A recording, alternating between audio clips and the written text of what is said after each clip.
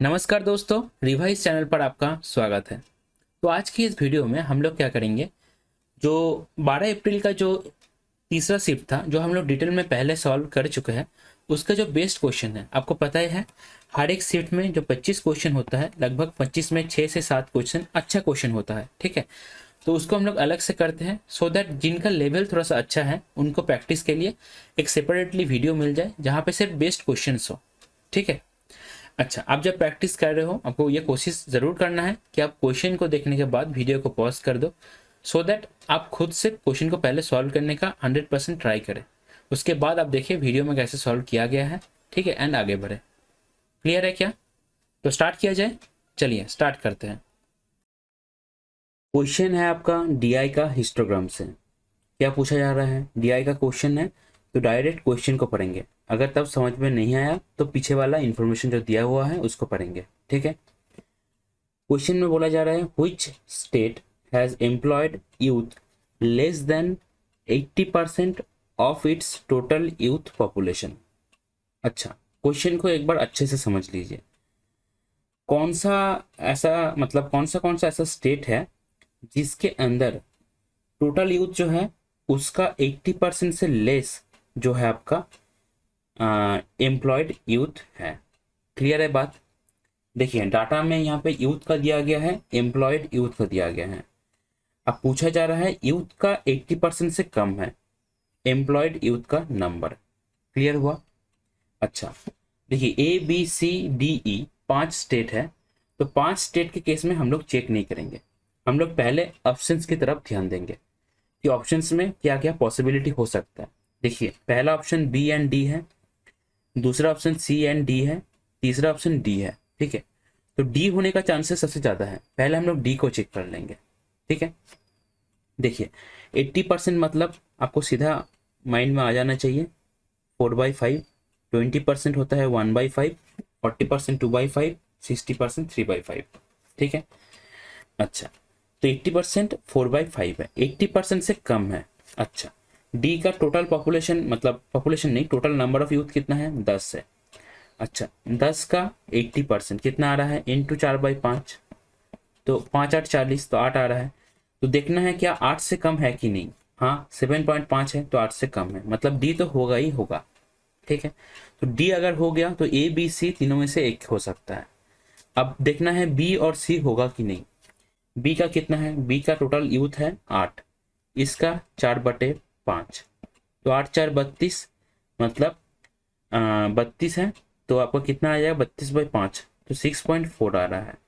कितना है? 7, मतलब ज़्यादा है, तो बी होगा नहीं। ठीक है, ये आपका बी के लिए है, ये आपका डी के लिए है।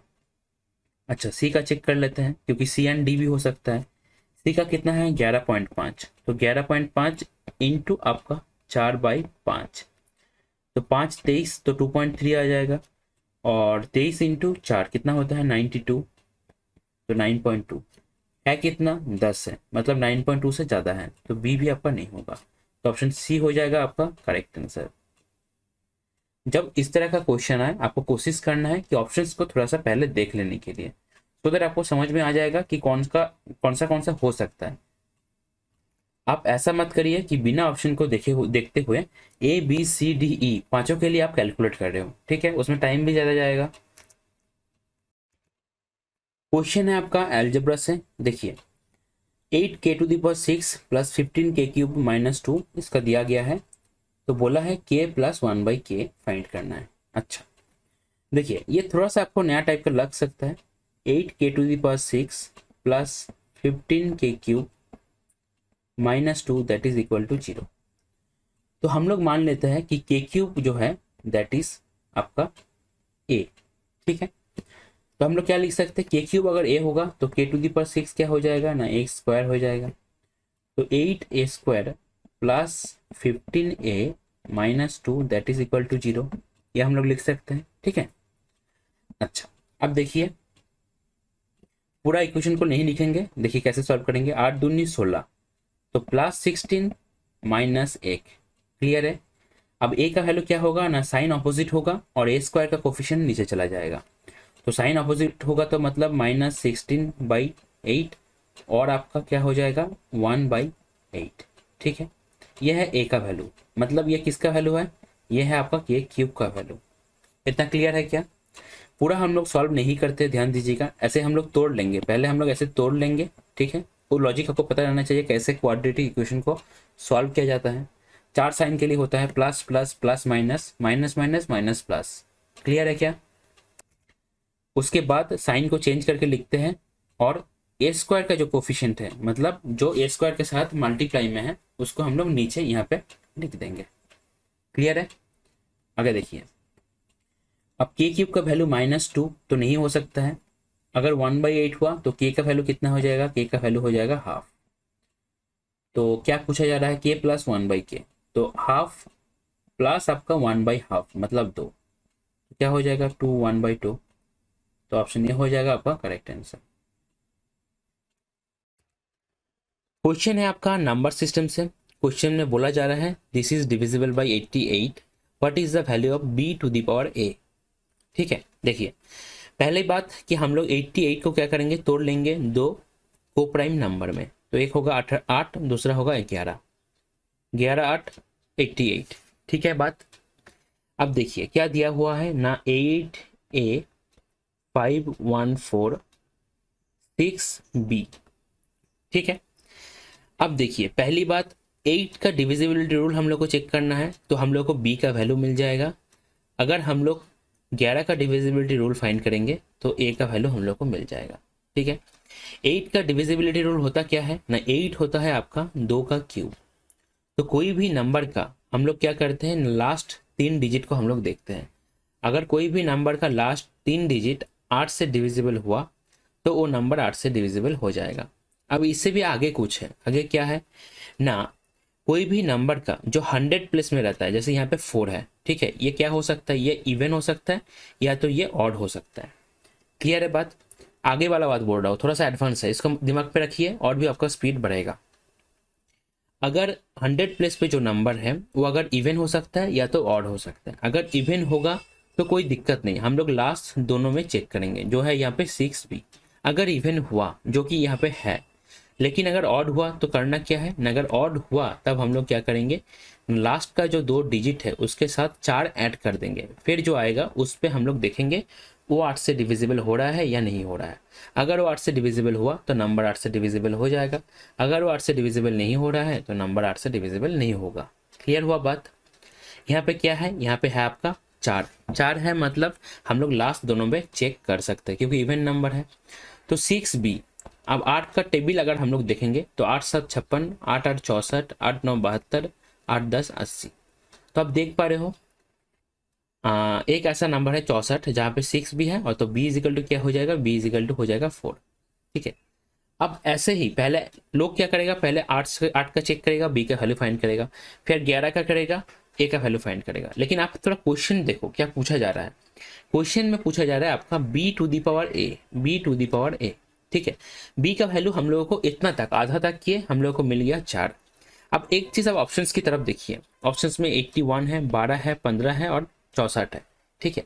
तो इसमें से a का वैल्यू मान लीजिए 3 4 5 6, एक से लेकर मान लीजिए कोई भी नंबर हो गया, तो वो तो होगा 4 का ही ना, 4 का ही क्यूब होगा, या 4 का ही 4 टू दी पावर 4 होगा, या 4 टू दी पावर 5 होगा। तो जो नंबर यहाँ पे आएगा वो 4 से डिविजिबल होना चाहिए, है कि नहीं? अब देखिए 12 जो है 4 से डिविजिबल है, लेकिन 12 क्या 4 के पावर में आता है? 4 के पावर में 1 रहेगा तो 4, 2 रहेगा तो 16, तो 12 तो नहीं आएगा, लेकिन 64 आ सकता है अगर 4 का क्यूब बना तब। तो यहीं से हम लोग बोल सकते हैं बिना पूरा क्वेश्चन को सॉल्व किए कि ऑप्शन आपका डी जो है हो जाएगा करेक्ट आंसर। ऐसे अगर आप लोगों को फाइंड करना है तो आप लोग देख सकते हो 11 का जो डिविजिबिलिटी रूल है, हम लोग ऑल्टरनेट प्लेसेस का सम लेते हैं। तो 8 और 5 13, 13 और 4 17, 17 प्लस b, b क्या है 4, मतलब 17 प्लस 4 21। तो 21 माइनस आपका ऑल्टरनेट प्लेसेस का सम क्या हो जाएगा, a प्लस 1 प्लस 6, मतलब 7 plus a, that will be equal to, ये 0 हो सकता है, 11 हो सकता है, 22 हो सकता है, मतलब आपका जो डिफरेंस है ऑल्टरनेटिव प्लेसेस का सम का, वो 11 से डिविजिबल होना चाहिए। तो देखिए क्या आ रहा है ना, आ रहा है आपका 14 minus a that is equal to 0, 11, 22। तो 0 तो होगा नहीं, तब ए का वैल्यू 14 आ जाएगा, ये सिंगल डिजिट है। तो अगर 11 लेंगे तो ए का वैल्यू आ जाएगा 3, तो 4 क्यूब बन गया तो 64 हो गया। ठीक है, लेकिन क्वेश्चन को पूरा सॉल्व करने का ज़रूरत है नहीं। क्लियर है बात? देखिए बहुत सारा क्वेश्चन रहेगा एग्जाम में, डिफरेंट पैटर्न का क्वेश्चन रहेगा। क्वेश्चन को जितना सॉल्व करने के बाद आप आंसर टिक कर सकते हो, लॉजिक लगा के आप आंसर टिक किया करो। ठीक है, उससे आपका टाइम बचेगा। यहाँ पे जो टाइम बचेगा आप इंग्लिश में, रीजनिंग में दे सकते हो। क्लियर है बात? क्वेश्चन है आपका एल्जेब्रा से। देखिए क्वेश्चन में x minus y plus z is equal to 0 दिया हुआ है, इसका वैल्यू आपको फाइंड करना है। जो वैल्यू आपको आंसर में दिया गया है वो है आपका नंबर दिया गया है। ठीक है, तो हम लोग वैल्यू पुटिंग तो लगा ही सकते हैं। ठीक है, लेकिन आपको इस तरह से लगाना है, आपको इस तरह से x y और z का वैल्यू लेना है, सो दैट ये जो ऑपरेशंस है यहाँ पे x minus y plus z, ये करने के बाद आपका 0 आ जाए। ठीक है, ये आपको ध्यान रखना है। अच्छा, अब देखिए एक चीज़, हाँ क्या कर सकते हैं हम लोग, x y और है आपका z, तो हम लोग x की जगह 1 ले, y की जगह 1 ले, तो z की जगह 0 कर सकते हैं। लेकिन एक चीज़ ध्यान दीजिए, यहाँ पे जो नीचे वाला पार्ट है, यहाँ पे हर एक में देखिए एक्स जेड है, वाई जेड है, एक्स वाई है। ठीक है, तो तीनों में से किसी को भी हम लोग 0 नहीं ले सकते हैं। ये आपका ध्यान रहना चाहिए। जब भी आप वैल्यू पुट करो तो आप ये देख लो कि कौन सा केस में अनडिफाइंड आ रहा है, कौन सा हम लोग 0 नहीं कर सकते। मतलब तीनों में से किसी को भी हम लोग 0 नहीं ले सकते, ये आपको ध्यान रखना है। इसके बाद अच्छा कैसे आप समझोगे कि नहीं लेना है? अगर आपका प्रैक्टिस अच्छा हुआ तो एग्जाम में आपको देखते ही समझ में आ जाएगा। लेकिन आप अगर पहला पहला कर रहे हो और एग्जाम में जाकर इसको अप्लाई कर रहे हो, तब तो आपको टाइम कंज्यूम होगा। आगे देखिए क्या कर सकते हैं, अगर हम लोग ना x और z इन दोनों का समीशन y से बराबर होना चाहिए, तो y को अगर 2 मान ले तो इन दोनों को एक एक करके दे सकते, क्या हो सकता है ये? ठीक है, आप वैल्यू को यहाँ पे पुट करेंगे तो y का स्क्वायर कितना आ जाएगा 4, 2 इंटू एक्स इंटू जेड, दोनों है 1 1, तो ये आ जाएगा 2, माइनस x का स्क्वायर कितना आ जाएगा 1, 2 इंटू वाई जेड, वाई और जेड दोनों का क्या है 2 इंटू 1, तो 2 आ गया, तो ये 4 बन गया, minus Z square, Z square क्या है 1 है, बाई 2xy, x से 1 y है 2, मतलब ये 4 आ जाएगा। तो क्या आ गया ये 2 माइनस ये माइनस 1/4 माइनस 1/4, तो माइनस 2/4 मतलब माइनस हाफ, तो कितना आ गया 3/2 आ गया। तो ऑप्शन बी हो जाएगा आपका करेक्ट आंसर। क्वेश्चन है आपका डीआई का पाई चार्ट से। क्वेश्चन को देखते हैं, पहले क्वेश्चन को डायरेक्ट पढ़ेंगे, अगर समझने में थोड़ा सा दिक्कत हुआ तब हम लोग पीछे वाला जो इन्फॉर्मेशन दिया गया है उसको पढ़ेंगे। क्वेश्चन में बोला जा रहा है if the total number of girls from all 5 school is represented as a pie chart, then what will be the measure of the sector angle to the nearest integer corresponding to school B. मतलब क्वेश्चन को पहले अच्छे से समझिए, आपको find क्या करना है। पहली बात है नियरेस्ट इंटीजर है, मतलब कैलकुलेशन जो होगा अप्रोक्सीमेट होगा, चांसेस बहुत हाई है। अच्छा, इसके साथ ही बोला जा रहा है, देखिए total number of girls from all 5 school, अगर 5 स्कूल है, पांचों स्कूल का सिर्फ जो गर्ल्स है उसको अगर हम लोग पाई चार्ट में रिप्रेजेंट करें, ठीक है, तो बी के कॉरस्पॉन्डिंग एंगल कितना बनेगा। क्लियर है बात? यहाँ पे जो पाई चार्ट दिया गया है ये पाई चार्ट है परसेंटेज में। ठीक है, दिया क्या गया है, थोड़ा सा कॉम्प्लेक्स क्वेश्चन है तो पीछे वाले डाटा को भी पढ़ लेते हैं। The given pie chart shows the percentage of students in 5 schools. अच्छा, ये जो है मतलब हर एक स्कूल में स्टूडेंट का परसेंटेज दिखा रहा है। ठीक है, एंड द टेबल, नीचे एक टेबल है जहां पे आपको लड़की और लड़का का आपका रेशियो मिल जा रहा है। ठीक है, अच्छा अब आपको यह फाइंड करना है। तो जो दिया गया है ये दिया गया है आपका स्टूडेंट्स का, मतलब उसके अंदर बालक भी है बालिका भी है। क्लियर है? अच्छा, और आपको फाइंड करना है एंगल के हिसाब से, दिया गया है परसेंटेज के हिसाब से, आपको एंगल के हिसाब से पाई चार्ट फाइंड करना है। एंड बोला जा रहा है सिर्फ गर्ल्स के लिए फाइंड करना है, ये भी एक बात है, और उसमें एंगल कितना बनेगा सिर्फ बी के लिए, यह है क्वेश्चन। अब देखते हैं। ठीक है, देखिए जो डाटा दिया गया है यहाँ पे ए के लिए 28%, बी के लिए 15, सी के लिए 24, डी के लिए 18 और ई के लिए 15, तो ये सब मिला के तो 100 ही आएगा क्योंकि परसेंटेज में है। और देखिए यहाँ पे रेशियो आपको दिया गया है नीचे यहाँ पे, ठीक है। तो रेशियो देखिए हर एक स्कूल पे गर्ल्स और बॉयज का रेशियो दिया गया है। तो अगर हम लोग पहला काम ये करें कि हर एक स्कूल के लिए हम लोग गर्ल्स का जो नंबर है उसको फाइंड कर ले, तब हम लोग अगर उसको पाई चार्ट में रिप्रेजेंट करेंगे तो 20 स्कूल के लिए गर्ल्स का एंगल कितना बनेगा वो हम लोग बोल सकते हैं, ठीक है। अगर रेशियो ये दिया गया है तो इसका टोटल क्या है, टोटल है 7, इसका है 5, इसका है आपका 8, इसका है आपका 3 और इसका है आपका 5, ठीक है। परसेंटेज दिया गया है, हम लोग मान लेते हैं ए का जो नंबर ऑफ स्टूडेंट्स है दैट इज 28, ठीक है। जो परसेंटेज दिया गया है उसको ही हम लोग टोटल नंबर ऑफ स्टूडेंट्स मान लेते हैं। उसके अंदर गर्ल्स का देखेंगे, फिर हम लोग टोटल के रिस्पेक्ट में सिर्फ बी में, स्कूल बी में कितना गर्ल्स है उसको देखेंगे, फिर पाई चार्ट का एंगल को फाइंड करेंगे। अच्छा, तो देखिए ए में गर्ल्स जो है आपका, ये है girls A B C D E. तो गर्ल्स जो है आपका ए में कितना होगा, टोटल है 7, 7 4 28, 28। गर्ल्स का रेशियो कितना है 3, तो 4 इंटू 3 12 हो जाएगा। बी में कितना है 15, 5 3 15 और 3 से 2 को मल्टीप्लाई करना है क्योंकि गर्ल है 2, तो 5 3 15 2 6। सी में स्टूडेंट है 24, टोटल स्टूडेंट है 8, 8 3 24, 3 और 5, गर्ल्स है 5 तो 15। डी में 1:2, तो आपका 3 है, 3 6 18 और 1:2 है तो 1 है गर्ल्स तो 6 आ जाएगा। ई में 5 है, 5 3 15 और 3 4 12।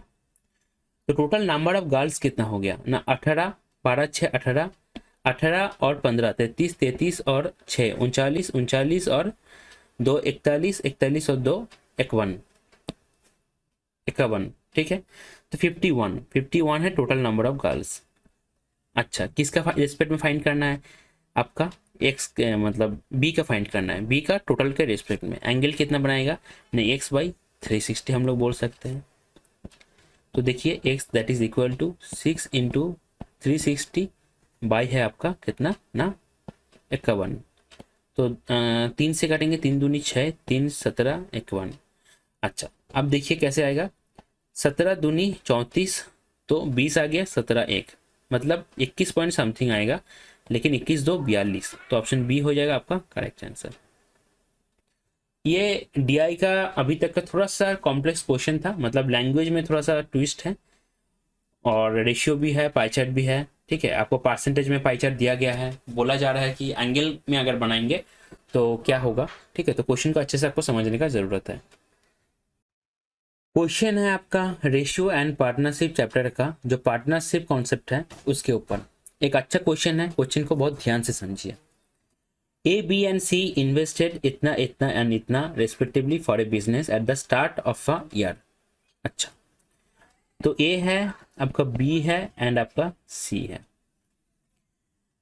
ए ने कितना किया 40,000, मैं बस 40 लिख रहा हूँ। बी ने किया 80,000, मैं बस 80 लिख रहा हूँ। सॉरी, बी ने किया आपका 48 और सी ने किया 80,000, ठीक है। तो सिर्फ 80 लिख दिया, तीनों जीरो को मैं अभी छोड़ रहा हूँ। अच्छा, अब क्या बोला जा रहा है, बहुत ध्यान से समझिए। After 6 months for the remaining time of the year, लेकिन मतलब क्या, पहले का 6 महीने को आप छोड़ दीजिए, लास्ट का 6 महीने में for the remaining time of the year A added ₹4,000, B added ₹4,000 while C withdrew 4,000 every month. अच्छा, टोटल प्रॉफिट दिया गया है तो सी का शेयर कितना होगा। तो मेन जो चैलेंज है यहाँ पे हम लोगों को, जो हम लोग जानते हैं कि इन्वेस्टमेंट का जो रेशियो होगा, जिस रेशियो में इन्वेस्ट किया है उसी रेशियो में प्रॉफिट मिलेगा, ठीक है। तो इन्वेस्टमेंट का रेशियो अगर हम लोग को मिल गया, बाकी का काम हम लोग कर सकते हैं। अच्छा, देखिए ए बी और सी ने पहले जो दिया एकदम ईयर के पहले, वो तो पहला 6 महीना चलेगा ही, बाद का भी 6 महीना चलेगा, ठीक है कि नहीं। तो हर एक जो है 40,000, 48,000, ये 80,000 सब 12 महीने करके ऐसे ही चलेगा। क्लियर है, ये क्लियर है क्या। अब बाकी का जो वेरिएबल है उसको हम लोग अलग से देखेंगे, ठीक है, जो अगला 6 महीना है। क्योंकि 40,000 यार के पहले हम लोग जब दे दिए तो 40,000 12 महीने तक तो जा ही रहा है, ठीक है। आगे अगर एक्स्ट्रा ऐड किया है तो उसको ऐड करेंगे, अगर एक्स्ट्रा विथड्रॉ किया है, उठा लिया है तो उसको उठा लेंगे, ठीक है। देखिए, अच्छा अब देखिए क्या है ना, अगला 6 महीने का मैं बात कर रहा हूँ, जैसे अगला महीना नंबर 7, महीना नंबर 8, महीना नंबर 9, महीना नंबर 10, महीना नंबर 11 और महीना नंबर 12। अच्छा, तो 7वां महीना में क्या हुआ ने उसने एक ए और बी का बात कर रहा हूँ, ठीक है। तो उसने ए और बी ने 4,000 कर करके ऐड किया। तो 7वां महीना में जो 4,000 बना, 8वां महीने में फिर से 4,000 ऐड किया तो कितना बना ना, 8,000 बन गया। जो 9 मंथ है उसमें फिर से 4,000 ऐड किया तो कितना बना, 12,000 बन गया। ऐसे ही 16,000 बनेगा। 11 में जो 11वां महीना है उसमें बनेगा 20,000 और 12वां महीना में मिलेगा आपका 24,000, ठीक है। तो इन सबको अगर ऐड कर देंगे तो लास्ट के 6 महीने में ए और बी ने कितना ऐड किया वो हम लोग को मिल जाएगा, और सी कितना निकल लिया वो भी हम लोग को मिल जाएगा। सी के लिए माइनस होता जाएगा और ए और बी के लिए, ए और बी के लिए ये ऐड होता जाएगा, ठीक है। आप लोग ऐसे भी सोच सकते हो, जैसे मान लो जो 7वां महीना है उसमें उसने 4,000 रुपया दिया। अब ये जो 4,000 दिया, ये 4,000 कितने महीने तक चलेगा ना, 6 महीने तक चलेगा। क्लियर है क्या। फिर उसने 4,000 दिया 8वां महीना में, ये कितना महीने तक चलेगा, ये 5 महीने तक चलेगा। फिर जो मंथ नंबर 9 है उसमें फिर से 4,000 दिया, ये कितना महीने तक चलेगा, 4 महीने तक चलेगा। क्लियर हो रहा है क्या मैं क्या बोलना चाह रहा हूँ। ऐसे ही जो दिया 10वां महीना में वो 3 महीने तक चलेगा। 3 महीने तक मतलब 11, 12, 11, 10, 11 और 12, 3 महीना। ऐसे ही 2 महीने तक चलेगा जो बाद में दिया, और फिर 1 महीने तक चलेगा, ठीक है। मैं यहाँ पे जीरोस को नहीं लिख रहा हूँ। 24, 20, 20,000, 16,000, 12,000, 8,000, 4,000, ठीक है। तो दोनों सेम ही बात है, दोनों सेम ही बात है। क्लियर है। दोनों में से किसी भी लॉजिक से आप समझ सकते हो कि अगला 6 महीने में जो लास्ट का 6 महीना है उसमें ए और बी ने कितना ऐड किया या सी ने कितना आपका विड्रॉ कर लिया, निकाल लिया। तो इसको ऐड करना पड़ेगा। ऐड करके दोनों सेम ही आएगा, क्योंकि यहाँ पे 24 से लेकर 4 घट के 4 आ रहा है, यहाँ पे 4 से लेकर 4 बढ़ के 24 आ रहा है, ठीक है, राइट साइड में। अच्छा, अब देखिए कैसे करेंगे ना, गैप सेम है तो नंबर ऑफ टर्म्स कितना है 6, बाय है 2 into last term plus first term तो 28। आपका ये राइट साइड में भी यहाँ पे भी सेम ही होगा। अच्छा, तो ये आ जाएगा आपका 28 इंटू 3 तो 84, ठीक है। तो आ रहा है आपका कितना ना 84 आ रहा है। तो हर एक में 84,000 ऐड होगा। ए और बी के लिए तो ऐड होगा, लेकिन सी के लिए जैसे उसने निकल लिया है तो माइनस हो जाएगा। ये लॉजिक क्लियर हुआ कि पहले जब 40,000, 48,000 और 80,000 दिया वो 12 महीने तक तो चला, लेकिन बाद में जो वेरिएबल वाला बात है वो हम लोग को अलग से कैलकुलेट करना पड़ेगा, ठीक है। ये लॉजिक आपके मतलब समझ में आना चाहिए तभी क्वेश्चन बनेगा। अच्छा, अब देखिए काटाकुटी करेंगे, क्योंकि पूरा मल्टीप्लाई हम लोग नहीं करेंगे, थोड़ा सा काटाकुटी करके छोटा कर लेंगे।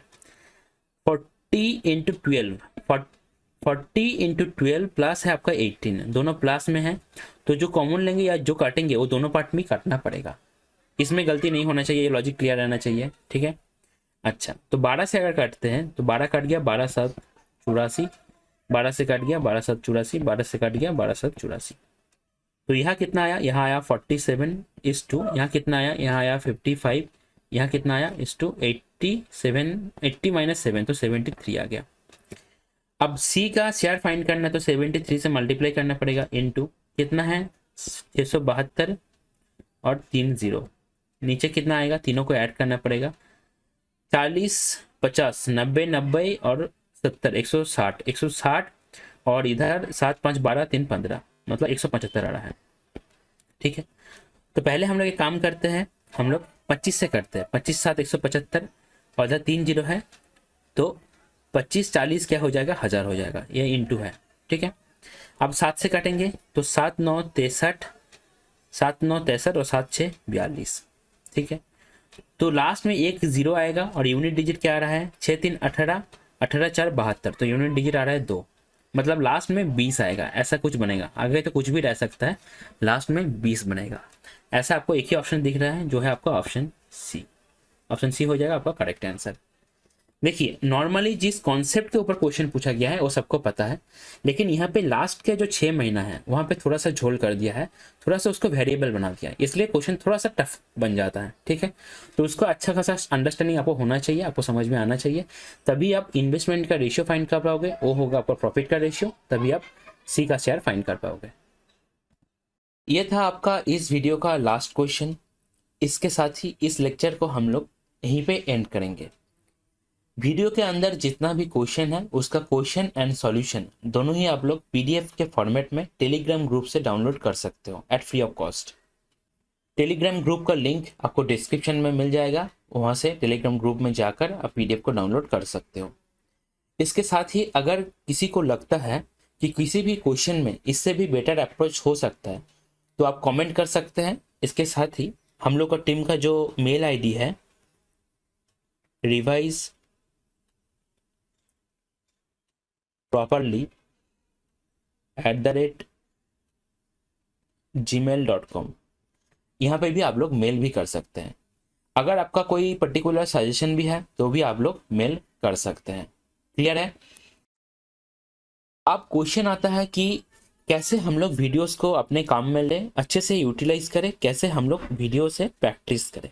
ठीक है, ये भी थोड़ा सा समझ लीजिए। देखिए ये सब बहुत बेसिक सा चीज़ है, लेकिन बहुत लोगों का क्या होता है कि पूरा प्रॉपर आइडिया नहीं रहता है, तो थोड़ा सा वो लोग भटक जाता है। ठीक है, चीज़ों को करता है लेकिन प्रोसेस जो होता है थोड़ा सा सही नहीं रहता। तो प्रैक्टिस कैसे करना है समझ लीजिए। आपने वीडियो को स्टार्ट किया, वीडियो को स्टार्ट करने के बाद क्वेश्चन को देखते ही आपको पॉज कर लेना है। पॉज करके आपको क्वेश्चन को सॉल्यूशन करना है। ठीक है, हो सकता है कि आपका अप्रोच बेटर ना हो सकता है आपको टाइम ज़्यादा लगे लेकिन किसी भी तरह आपको आंसर तक पहुँचना है। इसके बाद आपको वीडियो को देखना है। अगर आपने देखा कि अप्रोच कुछ बेटर है आपसे तो आप सीख लीजिए अप्रोच को अच्छे से, क्या किया गया है समझ लीजिए। ठीक है, अगर देखा कि सही अप्रोच है आपका भी और वीडियो का भी, तब आप आगे बढ़ जाइए। ठीक है, ये पॉज वाला बात बहुत ज़्यादा इंपॉर्टेंट है। हर एक क्वेश्चन में आपको पॉज करके ज़रूर से ज़रूर खुद से खुद आपको पहले ट्राई करना ही है, तभी आपको ये प्रैक्टिस काम में आएगा। क्लियर हुआ बात? ओके, नेक्स्ट देखिए, जितना क्वेश्चन है उसका आपने पहली बार वीडियो के साथ प्रैक्टिस तो किया, लेकिन कुछ क्वेश्चन ऐसा होगा जहाँ पे क्वेश्चन जो है एक ही फ्लो पे आपका नहीं बनेगा।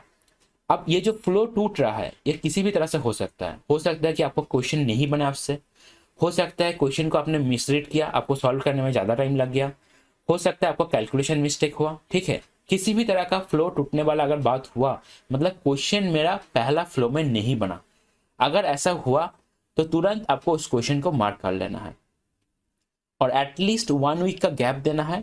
गैप देने के बाद उस क्वेश्चन को रिवाइज करना है। आप देख ही रहे हो चैनल का नाम भी है रिवाइज, इसीलिए चैनल का नाम रिवाइज रखा गया है, सो दैट जब भी आप चैनल का कुछ भी देखो, चैनल से जुड़े रहो, तो आपको हमेशा ये दिमाग में आना चाहिए कि मुझे इस चीज़ को रिवाइज करना है जो मैंने पहले पढ़ा है। हो सकता है वो मैथ हो सकता है वो जीके हो सकता है करंट अफेयर्स हो। क्लियर है बात? अब आपको रिवाइज, जितना क्वेश्चन आपका अटक गया या पहला फ्लो में नहीं बना, आपको उसको उतना बार रिवाइज करना है जब तक वो आपका पहला फ्लो में नहीं बन रहा है। अब यहाँ पे भी बात आता है, ये जो कितना बार रिवाइज करना है ये डिपेंड करेगा आपके ऊपर। हो सकता है आपके लिए वो 2 हो, किसी और के लिए वो 4 हो, या किसी और के लिए वो एक ही बार हो। ठीक है, लेकिन जब तक वो पहला फ्लो में नहीं बन रहा है, 1 वीक का गैप भी देना है, इंपॉर्टेंट है। जब तक 1 वीक के गैप में वो पहला फ्लो में नहीं बन रहा है तब तक आपको उसको रिवाइज करना है। क्लियर है बात?